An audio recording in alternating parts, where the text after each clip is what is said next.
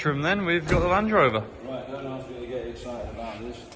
There are two vehicles out there I dislike, and I know I shouldn't because the pair of them are, this fancy word, iconic. There's no question about it. You know, I'm the one in the wrong, not them, there's no doubt about it. And the VW Beetle and the Land Rover, I can't get on with either of them, never could. But I think all it is really is going back many, many years when dealers didn't like dealing with Land Rovers. They were agricultural, they were nothing but trouble. No one drove them, they were rotten, rattly, banging things, jumping all over the road. Not nice to drive. Now they're fashionable, aren't they? Well, it's funny the way it's gone. It really is, you know, because they were regarded in the 50s and 60s as farm vehicles, that was it.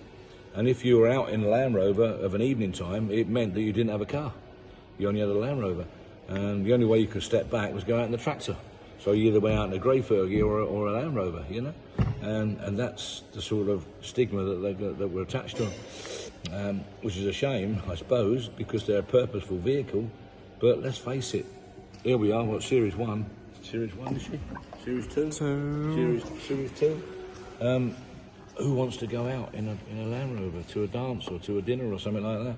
But now, you pull up in something like this, or a TD or 90 or 110 or whatever it is, you pull up there, you get looked after the same as if you pulled up in a brand new Rolls Royce. So it's just strange the way things are gone. So they must be a fantastic vehicle, otherwise they wouldn't still be there and still attracting the interest and the following that they do. So it must be me, they've got to be wrong. This is I've got to be wrong. It's a Series 1, I think, isn't it?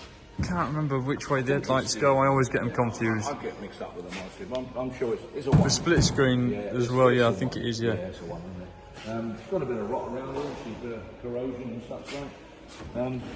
She's more a workhorse than she is a show pony, yeah? That's a fact of the matter, but a lot of people like them like that, and I suppose if you're going to work it, and you're actually going to use it, like this vehicle was built to be used, you might as well have it like this. I don't know what the chassis is like, I'm not crawling underneath there, you're going to have to come and have a look yourself, guys. But looking at that cross member, she's really sound.